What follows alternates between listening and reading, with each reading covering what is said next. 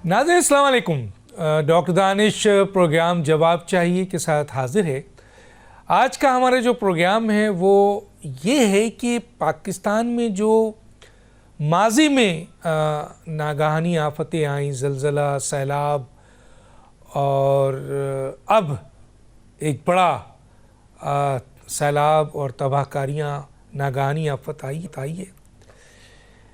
ये आ तो गई है, हम इस पर भी बात करेंगे कि क्या ये सिर्फ नागहानी आफत है या मिसमैनेजमेंट है, नाअहलियत है, गवर्नेंस नहीं है और इसके साथ साथ माजी में इसकी कोई प्रॉपर प्लानिंग या पॉलिसी नहीं है। बहुत कुछ ज़ाहिर है, ये सैलाब आया है तो इसके बाद इफ़ेक्ट आएगा।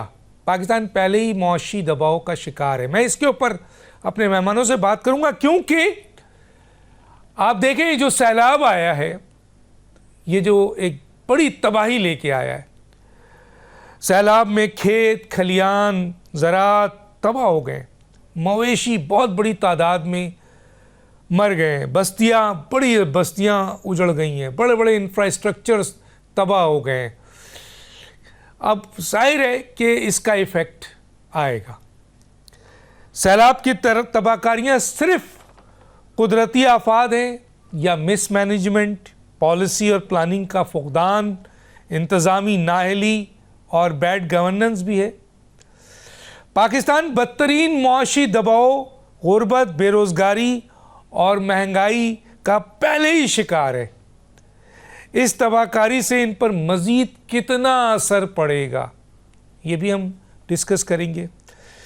क्या वजह है कि 2025 के सैलाब में पाकिस्तान को जो बैनुल-अक़वामी इदारों के और बैनुल-अक़वामी हुकूमतों की इमदाद माजी में मिलती रही बिल्कुल नज़र नहीं आ रही है। कुछ इमदाद की ऐलान हुआ है, मैं ज़रूर डिस्कस करूँगा उसकी क्या वजूहात है।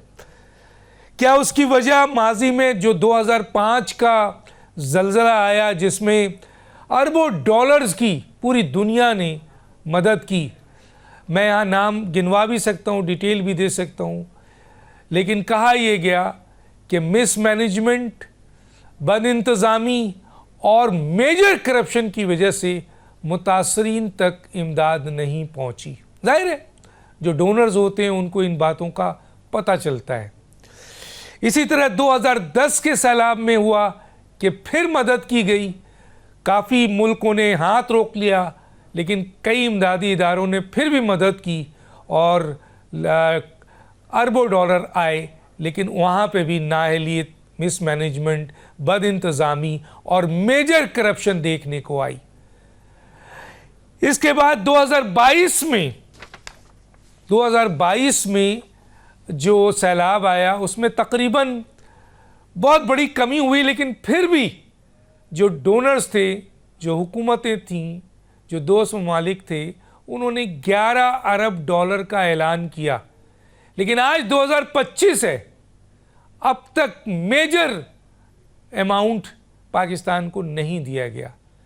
क्या इसकी वजह? अब जो ऐलान हुआ है उसमें अक़वाम मुत्तहिदा के हवाले से चंद लाख डॉलर, यूरोपीय यूनियन ने 35 करोड़ रुपए का ऐलान किया है और यूरोपीय यूनियन ने 3.4 मिलियन का डॉलर का ऐलान किया है और मुझे तो कहीं और से अभी तक इत्तला नहीं मिली है।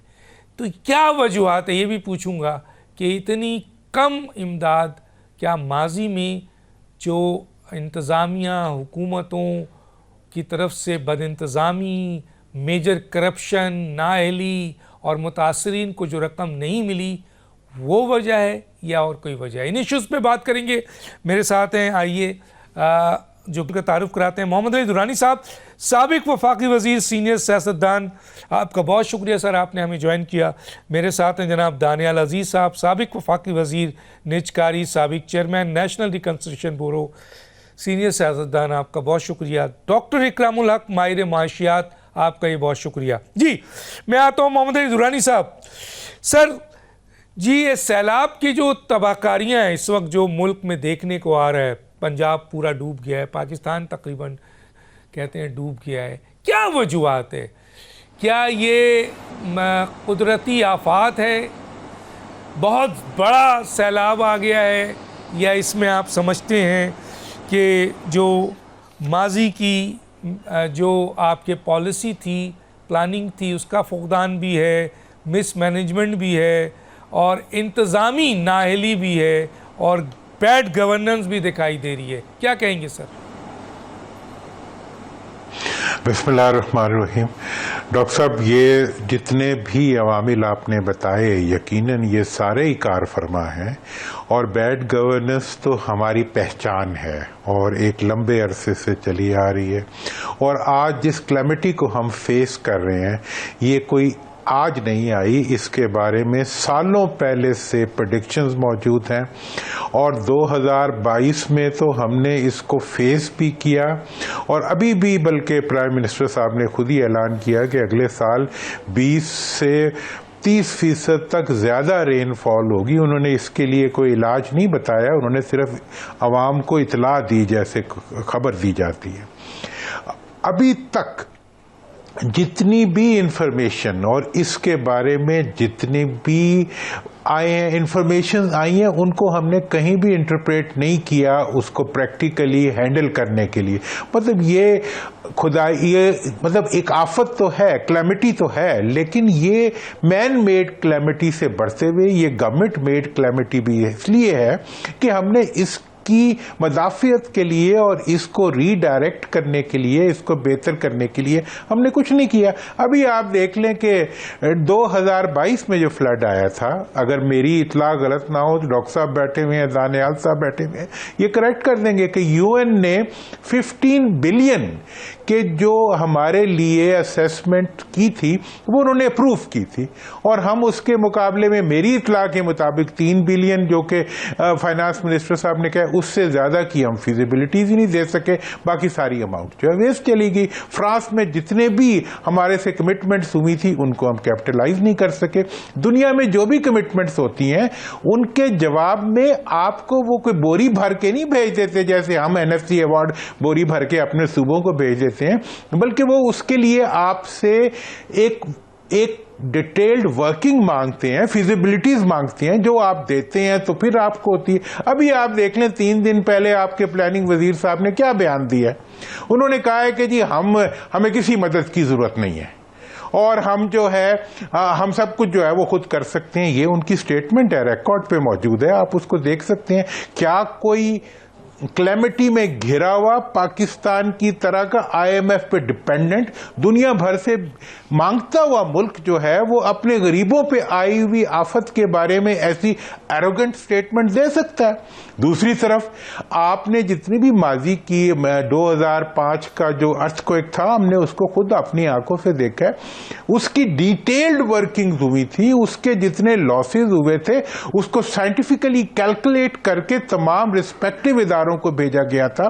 اس کے لیے کئی کانفرنسز بلائی گئی تھی مختلف لیولز کے اوپر, جس کے اندر کے پاکستان میں آنے والی کلیمٹی کے بارے میں دنیا کو باخبر کیا گیا تھا. اس وقت یہ حال ہے کہ پوری کی پوری حکومتی مشینری اور صوبائی حکومتیں یہ کوشش کر رہی ہیں کہ دنیا کو یہ پتہ نہ لگے کہ یہ کلیمٹی آئی ہے. جی دانیال عزیز صاحب, آپ کی طرف آتا ہوں. سر دونوں چیزوں پہ آپ ذرا سا مجھے بتا دیں. سر ایک تو یہ کہ یہ کیا آفات ہے یا آپ کو بھی مس مینجمنٹ پالیسیز اور بیڈ گورننس نظر آ رہی ہے, اور دوسرا یہ سر کیا ہوگا, کیا اتنی بڑی یہ جو آپ کی تباہ کاریاں ہوئی ہیں تو اس کا ایفیکٹ کیا ہوگا آگے چل کر معیشت پہ, روزگار پہ, اور آپ کے مہنگائی پہ اور بہت کچھ؟ جی بہت مہربانی ڈاکٹر دانش صاحب. میں درانی صاحب کی بات کو آگے بڑھاتے ہوئے آپ کو یہ بتانا چاہتا ہوں کہ جو 2022 کا فلڈ تھا وہ ایک ان ایسے علاقے میں تھا جہاں پر واٹر مینجمنٹ کی کوئی خاص انفراسٹرکچر یا طریقہ کار نہیں تھا. یہ والا جو فلڈ آیا یہ عین اس جگہ پر آیا جہاں پر پاکستان کے تمام فلڈ مینجمنٹ کے لیے سالہ سال پاکستان نے اپنے فلڈ پروٹیکشن بند بنائے ہیں.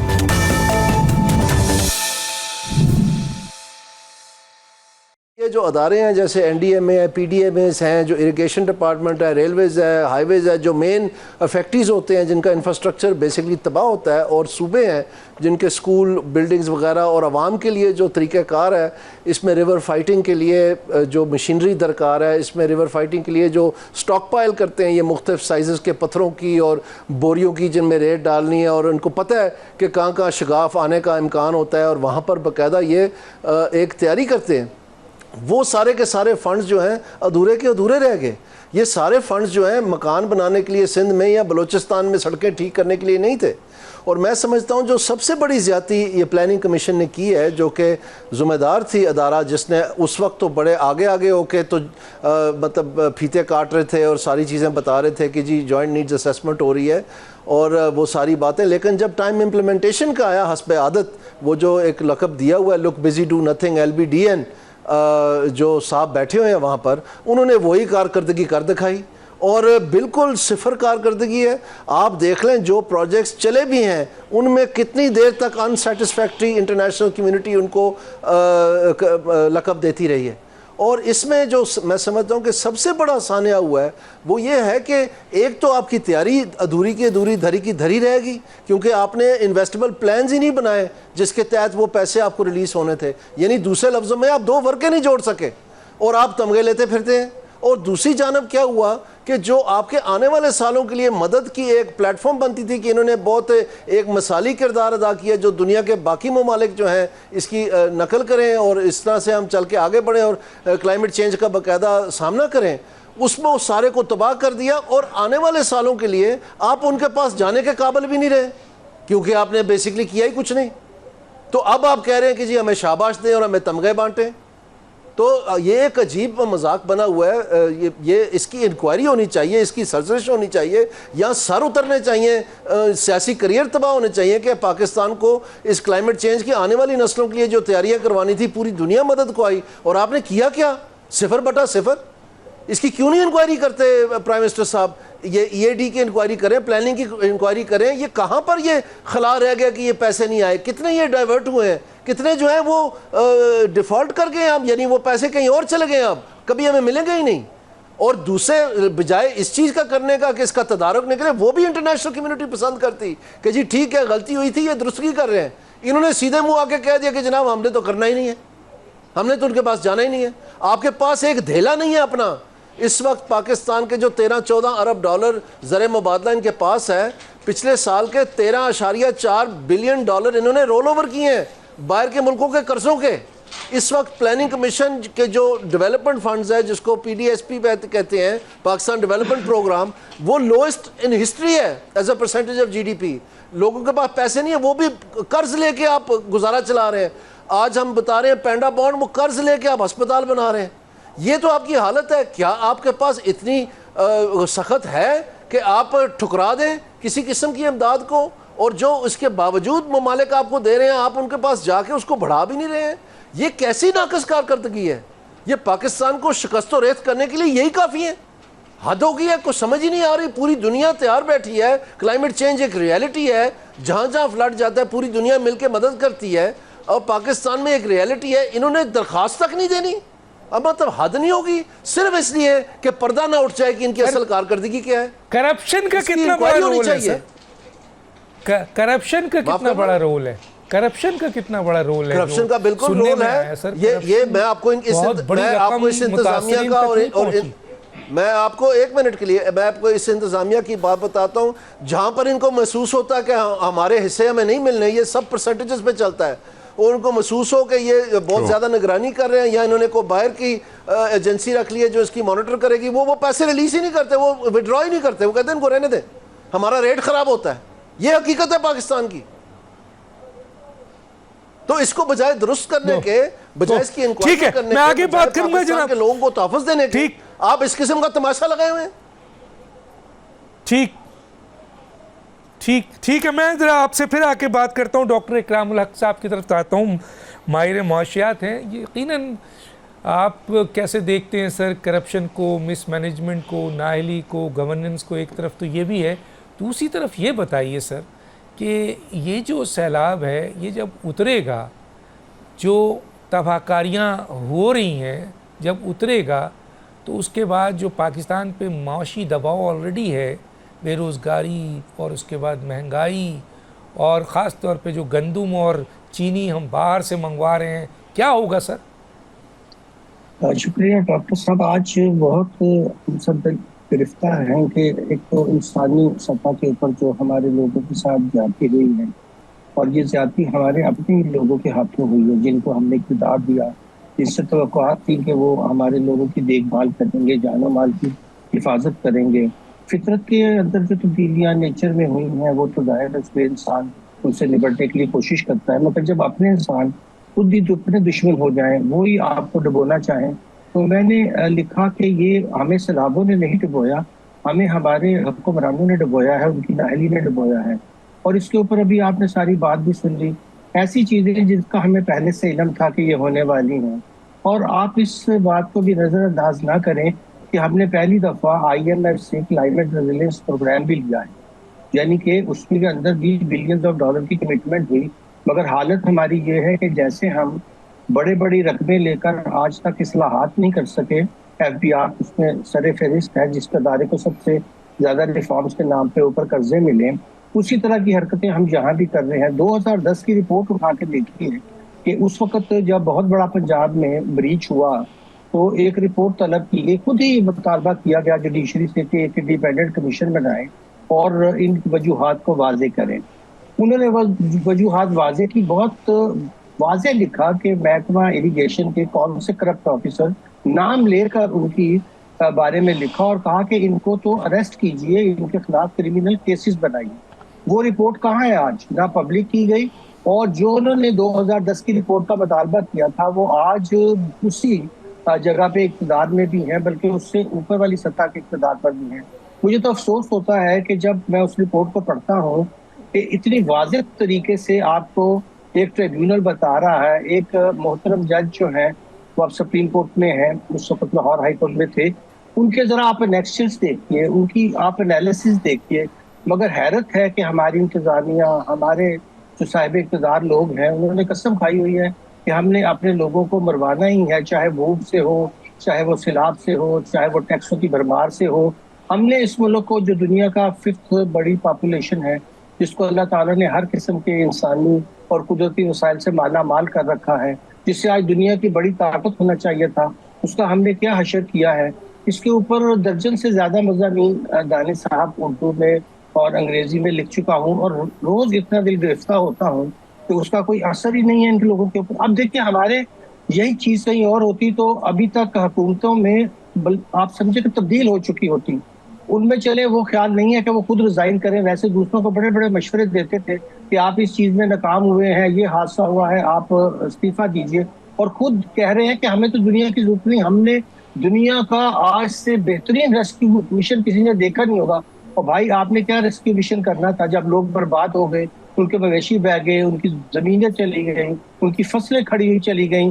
آپ نے تو آج تک کبھی کوئی انسٹیٹیوشنل ایسا انتظام ہی نہیں کیا کہ ہم کراپس کی انشورنس جو ہے، انشورنس آپ کو پتہ ہے کہ قومی سبجیکٹ ہے، یہ نیشنل سبجیکٹ ہے، اس میں تو صوبوں کو وہ الزام نہیں دے سکیں گے. اربن پلاننگ ہماری دنیا میں نائٹ میئر ہے، ہم نے شہروں کو ایسے تباہ کیا ہے کہ اب وہاں پانی گھس جاتا ہے تو بارش کا پانی نہیں نکلتا ہے. کس چیز کا رونا رہے. ٹھیک ہے سر، بہت شکریہ آپ کا، اور یہ پوائنٹ آف ویو ہے ہمارے مہمانوں کا، ہم نے آپ کے سامنے پیش رفت نہیں کیا. اب ایک چھوٹے سے بریک پہ جاتے ہیں، اور بریک کے بعد آنے کے بعد یہ پوچھتے ہیں اصل میں کہ اتنی بڑی تباہ کاریاں ہیں، مینجمنٹ کچھ نہیں ہے، گورننس نہیں ہے، کوئی پلاننگ نہیں ہے، کوئی پالیسی نہیں ہے. سنا ہے وزیر اعظم صاحب نے جہاں سیلاب آیا وہاں 1 مہینے کے لیے بجلی کے بلوں میں ریلیف دیا ہے. کیا یہ کافی ہے؟ اور پھر ابھی اس حال میں ہم گندم خرید رہے ہیں، ایک زراعت کے ملک ہے، زرعی ملک ہیں ہم گندم باہر سے خرید رہے ہیں، ہم چینی باہر سے خرید رہے ہیں. تو کیا ہوگا؟ یہ جو کھیت کھلیان آپ کے، یہ جو مویشی بہت بڑی تعداد میں مر گئے ہیں، یہ مویشی ان سے دودھ آتا ہے، بہت کچھ چیزیں ان سے ملتی ہیں، انفراسٹرکچر ہے، آپ کے بستیوں کا بستیاں ہیں، انسانی جانیں ہیں، بیماریاں ہیں، کتنی زیادہ آئیں گی. کوئی مینجمنٹ، کوئی پلاننگ کچھ نظر آ رہی ہے؟ کوئی ہوئی پہلے اور آج نظر آ رہی ہے؟ ایک چھوٹے سا بریک، پھر واپس آتے ہیں.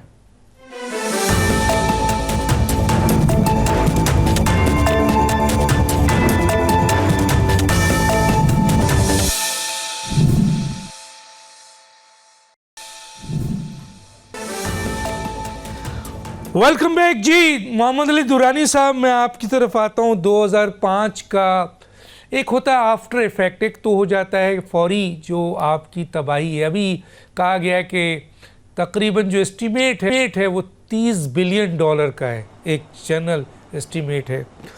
लेकिन जाहिर है कि जब ये पानी उतरेगा और जो सूरत हाल सामने आएगी तब असल हक़ाइक़ आएंगे। आज तक पाकिस्तान में 2005 का इफ़ेक्ट देखने को मिलता है, नहीं हुआ, काबू नहीं आया। 2010 के सैलाब का इफ़ेक्ट मिलता है, 2022 का आज भी मिलता है। अब 2025 का है जो बहुत बड़ा इफ़ेक्ट आया है। उसका इफ़ेक्ट क्या होगा? क्यों? क्योंकि खेत खलियान ज़रात तबाह हो चुके हैं, मवेशी लाखों की तादाद में मर चुके हैं, बस्तियां उजड़ गई हैं, इंफ्रास्ट्रक्चर तबाह हो गया है। तो जाहिर है कि आपको पता है मवेशी किस काम आते हैं, उसमें दूध भी है, बहुत कुछ है। फिर बीमारियां आएंगी, फिर ये इंफ्रास्ट्रक्चर है, फिर इंसानी ज़िंदगी है, उनकी रहाइश है। बहुत बड़ी तादाद में लोग जो हैं वो डिस्टर्ब हुए हैं। तो सर ये कितना बड़ा इफ़ेक्ट ला रहा है आगे? क्योंकि हम तो देख रहे हैं कि कोई प्लानिंग नहीं है, कोई पॉलिसी नहीं है जो माजी में भी नज़र आई, जिसका इफ़ेक्ट आज तक मौजूद है। तो इसका इफ़ेक्ट कहाँ तक जाएगा? एक तरफ हम गंदम और चीनी अभी से सैलाब से पहले से जो है वो आपके बैरूनी मुल्क से आपके हम हासिल कर रहे हैं, ख़रीद रहे हैं। और सर ये एक चीज़ और भी बताइए कि ये इंक्रोचमेंट जो बहुत बड़ी तादाद में हुई, कहा यह जाता है कि ये भी बहुत बड़ी वजह है आपके तबाही की। क्या कहेंगे सर? डॉक्टर साहब, इस दफ़ा जो ये क्लैमिटी या ये फ्लड आया है जिसमें कि रेनफॉल भी हुआ है, क्लाउड बर्स्ट भी हुआ है, ग्लेशियर बर्स्ट भी हुआ है, और इसके साथ साथ दरियाओं की तुग़यानी जो है और क्लाइमेट चेंज के इफ़ेक्ट्स जो हैं वो भी सब हुए हैं। मैंने अपनी लाइफ में, अपनी ज़िंदगी में जितनी क्लैमिटीज़ इस एरिया में देखी हैं, आप 2005 का जिक्र कर रहे हैं, वो नो डाउट कि उसमें ह्यूमन लॉस शायद ज़्यादा होगा, लेकिन वो एक लिमिटेड एरिया में था। ये जो इस दफ़ा की क्लैमिटी है, ये आप ऊपर से पाकिस्तान के एक सिरे से शुरू होके अभी तो 30 का आप एस्टिमेट की बात कर रहे हैं या मैं 50 की बात कर रहा हूँ, अभी तो फ्लड कराची तक पहुंचा ही नहीं है। अभी तो जनूबी पंजाब जो है वो उसके अंदर बेचारा डुबकियां खा रहा है, और उसके जानवरों से लेके, उनके घरों से लेके, उनके घरों में फंसे हुए लोग अभी नहीं निकले। तो अभी इस क्लैमिटी के वॉल्यूम को, जिसके बारे में हुकूमत कहती है हम अपनी कमेटियों के जरिए करेंगे, अभी उसकी असेसमेंट के बारे में कुछ कहना मेरा ख्याल है कि कबल इस वक्त है। ये शायद पाकिस्तान की तारीख में आने वाली किसी भी आफत से बड़ी आफत है जो आज पाकिस्तान के अवाम फेस कर रहे हैं। और इसका जो फैलाव है, इतना फैलाव हमने कभी भी, अब मैं 2010 के फ्लड में बिल्कुल सर से पांव तक इन्वॉल्व रहा हूं, उसके बाद, और इवन अगर आप 88 से शुरू हो जाए, 88 का जो सबसे बड़ा फ्लड था वो भी मौजूदा हुकूमत के ज़माने में आया था, ये भी इन्हीं के ज़माने में आया। मतलब वहां से लेके हमने हर फ्लड को देखा है, लेकिन इतनी बड़ी वॉल्यूम का हमने कभी डिजास्टर जो है वो अपनी जिंदगी में नहीं देखा। और फिर मैं आपको ये बताऊं कि जो इसके नतीजे में इफेक्ट हुए हैं और इसका जो तासुर, जो इसका इम्पैक्ट आया है, वो हैरान कुन है कि बारिशें होती हैं तो शहरों में 4-4, 5-5 फुट पानी खड़ा हो जाता है। गुजरात जैसे शहर में, लाहौर जैसे शहर में, कराची और इवन जो ऊपर के जो हमारे सारे KPK के जो और ऊपर के जो इलाके हैं, उन सारों ने जिस किस्म की सफरिंग फेस की। और आज जो कुछ जनूबी पंजाब में हो रहा है, आप जाके पूछें बहावल नगर में क्या हो रहा है, बहावलपुर में क्या हो रहा है, उच्च शरीफ में क्या हो रहा है, मुल्तान के गिरदो नवा में, मतलब ये है कि एक ऐसा फैला हुआ समंदर है जिसके अंदर लोग बैठे हुए हैं और रेस्क्यू करने वाला ریسکیو کرنے والے کہیں مل نہیں رہے. لوگ اپنی مطلب پیسے دے کے کشتیوں میں بیٹھ کے وہ اپنی جانیں بچانے کے لیے نہیں, اپنے جانوروں کو بچانے کے لیے اپنی جانیں دے رہے ہیں. اب یہ جو کیفیت ہے, اور یہ اس کلائمیٹ چینج کے ملک میں ہے جس کا 1% کنٹریبیوشن ہے اس کے اس کلیمٹی کو لانے میں, اور باقی جو ہے اس کو ساری دنیا مظلوم تصور کرتی ہے, لیکن اس کے حکمران اتنے ظالم ہیں. ڈاکٹر صاحب نے خوبصورت بات, دانیال صاحب نے مطلب تمام فیکٹس تو کھول کے رکھ دیے کہ یہ اتنے ظالم ہیں کہ یہ اپنے عوام کو خود ڈبونے کے لیے ہر کام کر رہے ہیں. اور کیا کیا انہوں نے شہروں کے ساتھ, کیا کیا مطلب لاہور کو پورے گرین ایریا کو انہوں نے براؤن میں کنورٹ کر کے وہاں کانکریٹ کے جو ہے وہ پہاڑ کھڑے کر دیے, اور دریاؤں کے اندر جو ہے انہوں نے عوام کو لا کے بسا دی ہے. دریاؤں کے ابٹمنٹس بنانے کے بجائے اور بندوں کو بنانے, جنوبی پنجاب کے جتنے بند تھے وہ پہلے سے ان کے بھٹے بیٹھے ہوئے تھے, اور وہ جب پانی آیا ہے تو وہ سارے کے سارے بہ گئے ہیں. یہی حال نیچے بھی ہوگا. تو اب ایسی ظلم کی کیفیت میں میں یہ محسوس کر رہا ہوں ڈاکٹر صاحب کہ عوام جو ہیں ان کو انہوں نے کہیں کا نہیں چھوڑا سوائے ان کو فلمیں دکھانے. اور میں نے تو کہا تھا 4 بندے ایک بوٹ میں بیٹھ جاتے ہیں خوبصورت سے کپڑے پہن کے, لائف جیکٹ پہن کے, اور تمام میڈیا کو فورس کیا جاتا ہے کہ یہی چلاؤ, اور وہ جا کے کسی کو ایک سوٹ دے دیتے ہیں تو اس سوٹ کی پروجیکشن شروع کر دیتے ہیں. مطلب یہ تو اتنا کیلس ہو سکتا ہے کیا کوئی حکمران سب چیز کا ذمہ دار ہو؟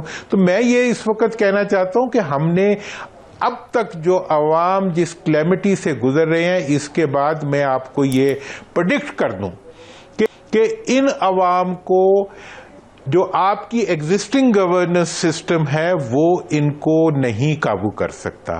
ان کو نہ ہیلتھ فیسلٹی دے سکتا ہے, نہ ان کو ریہیبلیٹیشن کے لیے کچھ کر سکتا ہے, اور نہ ہی آپ ان کے لیے امداد بلا رہے ہیں.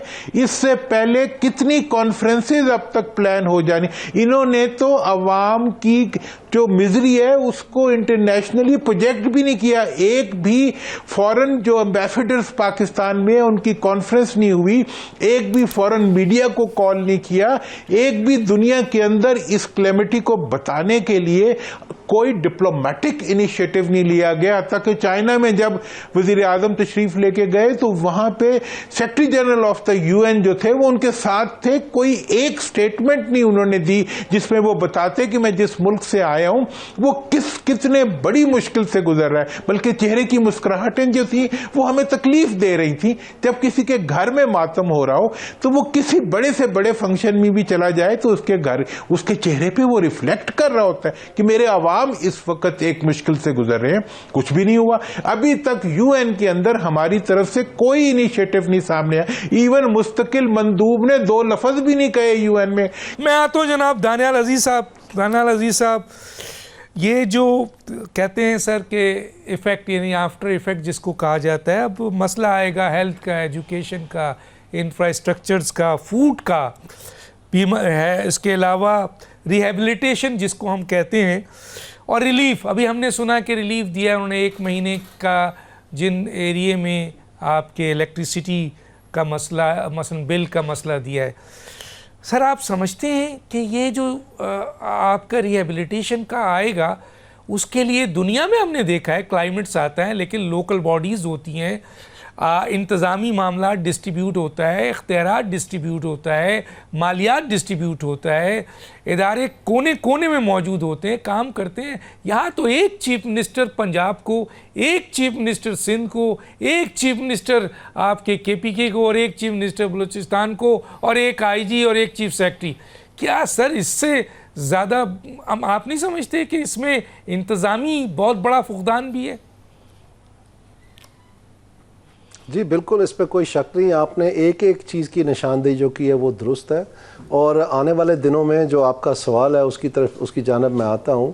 آنے والے دنوں میں آپ یہ توقع رکھ سکتے ہیں کہ میں دسمبر سے تواتر سے آپ کے پروگرام پہ اور پروگراموں پہ یہ کہہ رہا ہوں کہ ایک مہنگائی کا ریلا تیار کیا گیا اور وہ آ رہا ہے, اور اس کی نشانیاں نظر آنی شروع ہو گئی تھی. یعنی مئی میں 0.3% جو ہے مہنگائی تھی, اور اس کے بعد جولائی میں 4.1% تھی, اور اگست میں منسٹری آف فائنانس نے اور اسٹیٹ بینک آف پاکستان دونوں نے کہا تھا کہ یہ 4 سے 5 کے درمیان ہوگی، یعنی 0.3 سے لے کے 5 تک ہم سفر کر چکے تھے صرف چند ماہ میں، اور ستمبر میں اصل میں اس نے چڑھنا تھا۔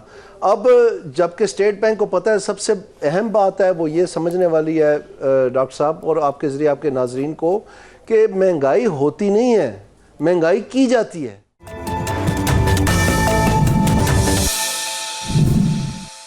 سطح غربت سے نیچے 45% آپ کی عوام چلے گئی ہے اور یہ 32% سے بڑھ کے گئی ہے، تو یہ سارے وہ نشانیاں ہیں کہ پاکستان ایک تباہی کے دہارے پہ کھڑا ہے، اور بجائے اس کے کہ آپ اپنی کارکردگی کو ناقص ان کو برطرف کریں اور انکوائری کروائیں، ان کو استعفیٰ دینا چاہیے کہ یہ پاکستان میں اس کا جواب دیں۔ یہ کیسی کبینہ ہے؟ یہ سارے اسمن حکمن بکمن بیٹھے ہوئے ہیں، کیوں سزا کاٹیں یہ سب لوگ؟ جب اربوں ڈالر تیار پڑے ہیں، لوگ تیار ہیں دینے کے لیے، تو وہ کیوں نہیں پہنچ پا رہے؟ اس چیز کی انکوائری کریں، کون ہے اس کا ذمہ دار؟ یہ کیوں نہیں ہو رہا؟ یہ بہت بڑی بات ہے، اسی لیے تو باقی دنیا آپ کی مدد نہیں کرتی۔ IMF نے آپ کے گلے کے اوپر اپنا گھٹنا رکھا ہوا ہے، اور آپ کی بے روزگاری، آپ کی مہنگائی، آپ سمجھتے ہیں چھپانے سے ہی ہٹ جانی ہے؟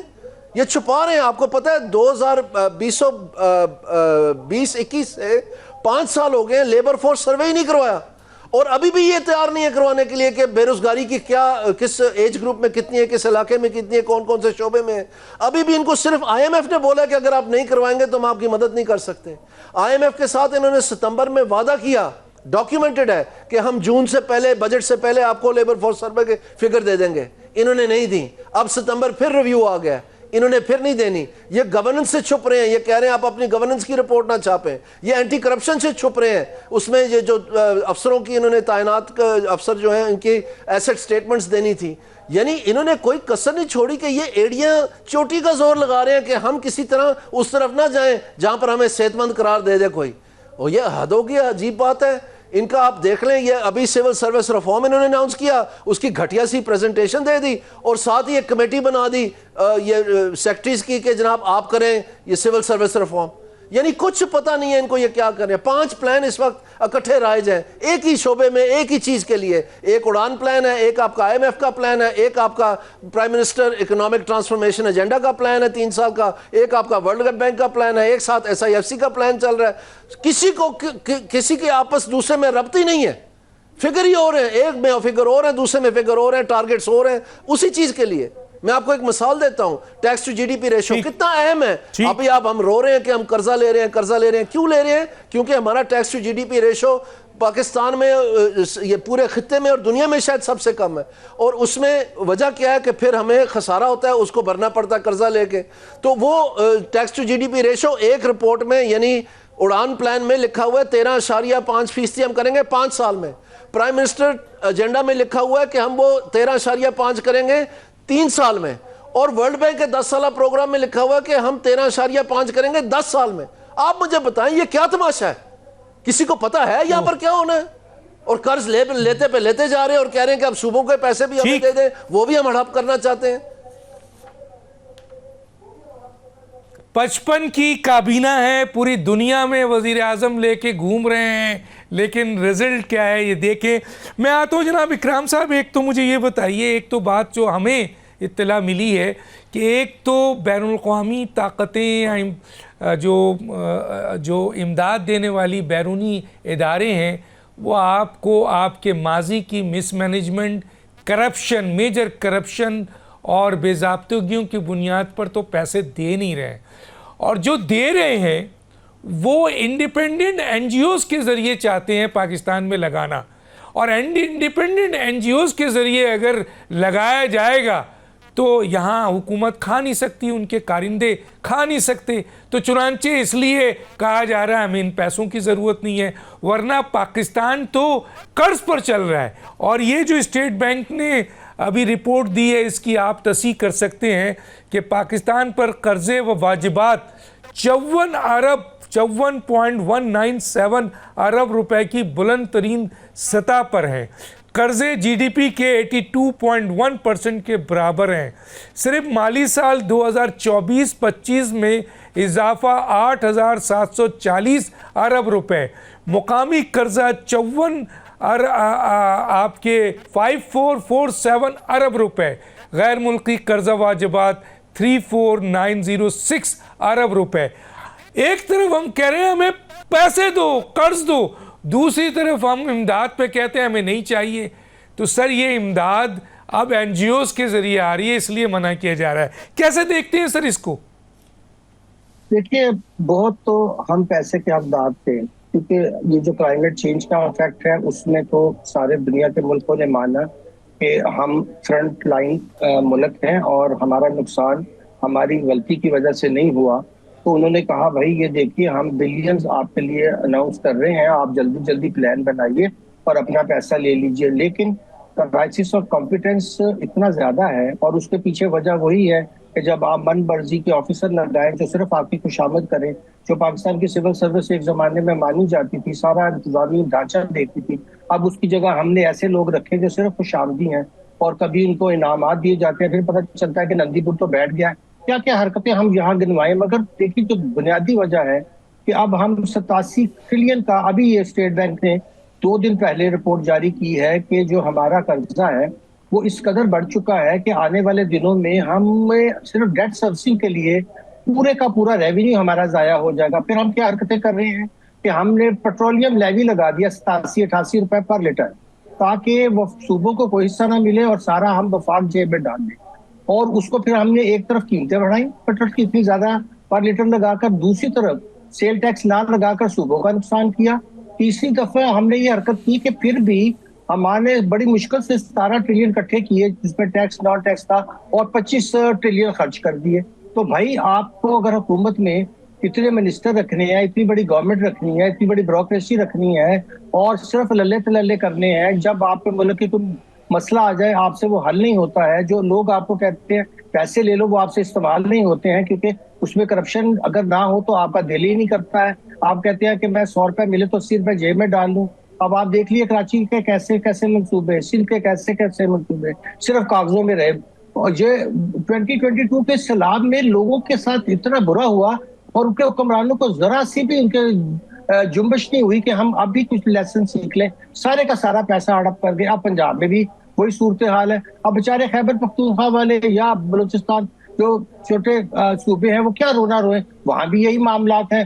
وہاں بھی ایسی حکومتیں، اب دیکھ لیجیے بلوچستان میں کیا حکومت بنائی تھی، الیکشن کے ساتھ ہم نے کیا کیا تھا. جب آپ غیر نمائندہ لوگوں کو لاتے ہیں تو وہ سوچتے ہیں ٹھیک ہے ووٹ نہیں ملے تھے تو اب ہمارا جو دل چاہے گا کریں گے. نظام کو تباہ کیا ہم نے، سیاسی نظام کو تباہ کیا. جب سیاسی نظام تباہ ہوتا ہے، جب ہر چیز تباہ ہو جاتی ہے اور پھر ہم کہتے ہیں کہ جی ہم پہ الزام لگاتے ہیں کہ جی سیاستدان ہی کرپشن کرتے ہیں. اور بھائی تم کرپشن نہیں کرتے، نالائق تو تم اتنے ہو چکے ہو کہ میں بار بار لکھتا ہوں کہ پاکستان کا سب سے بڑا مسئلہ اب کرائسس آف کمپیٹنس کا. چلے کرپشن کو بھی اب ایک طرف رکھ دیتے ہیں، آپ سے کوئی کام ہوتا ہی نہیں ہے. کیونکہ آپ دیکھ لیجئے کہ ہم نے فیڈرل فلڈ کمیشن کو اب 50 سال ہو گئے ہیں، اس کی ذرا آپ رپورٹیں، پھر اس نے سربراہ ایک پروگرام میں آ کے فرما رہے تھے کہ میں نے تو بہت کاغذی رپورٹیں بنائی ہیں، اب اس پہ عمل نہ ہو تو میں کیا کروں. تو بھائی تم کس چیز کے ریگولیٹر ہو؟ اگر تم عمل درآمد نہیں کرا سکتے تو میں نے کاغذی رپورٹیں بنانے کے لیے کٹ اینڈ پیسٹ کے ایک لڑکا نہ رکھ لوں ایف اے والا، وہ پورے آج اے آئی سے تم سے بہتر رپورٹ بنا لے گا. اتنے بے حس ہو چکے ہیں یہ لوگ.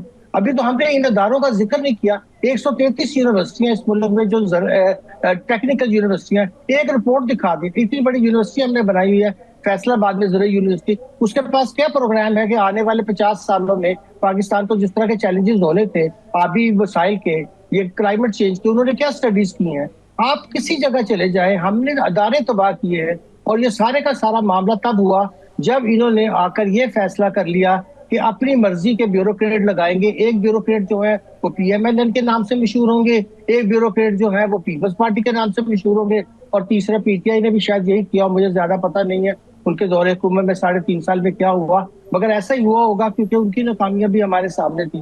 اب ہم یہ کہہ رہے ہیں کہ بھائی آپ کو یہ کہنا کہ بھائی ہمیں کوئی لوکل باڈیز نہیں بنانے دیتا. اگر یہ سیلاب کے اندر 3rd ٹیئر کی گورنمنٹ ہوتی اور انہوں نے اپنے انتظامات کیے ہوتے تو آپ کو یہ اتنی ہنگامہ رائی پیش نہ آتی. مگر آپ نے آئین میں لکھنے کے باوجود کہ ہم نے آرٹیکل 140A میں ایڈمنسٹریٹو، فائنینشیل اور جو پولیٹیکل اختیارات ہیں وہ ڈیوالو کرنے ہیں. آپ مجھے بتائیں 15 سال ہو گئے ہیں 18th امینڈمنٹ کو، کیوں نہیں کیا ہم نے؟ ہر چیز کا الزام کسی ایسی جگہ لگا دینا، بلیم شفٹنگ کرنا، خود جو کام اپنے ذمے ہے وہ نہ کرنا، اور پھر لے کر کیا کرنا کہ میڈیا کے اندر پے پروجیکشن کرنا کہ آج تک دنیا کی تاریخ میں ہم سے زیادہ جو ریلیف پروجیکٹ کرنا ہے، جو ایکسیکیوشن کرنا ہے، اس کو تو سیکھیں آپ ہم سے آ کر. بھائی آپ کی وجہ سے تباہی آئی ہے، آپ مزید تباہی کر رہے ہیں، ہم آپ سے نہیں ٹھیک ہے، سیکھنا چاہتے. بہت مزید تباہی کر رہے ہیں، مزید تباہی. اور ریہیبلیشن کے بعد ابھی جب ہوگا موقع اس وقت دیکھیے کتنی تباہی آئے گی. وقت ختم ہو جاتا ہے. تینوں کا بہت شکریہ. ڈاکٹر دانش کو یاد دیجیے. اللہ حافظ.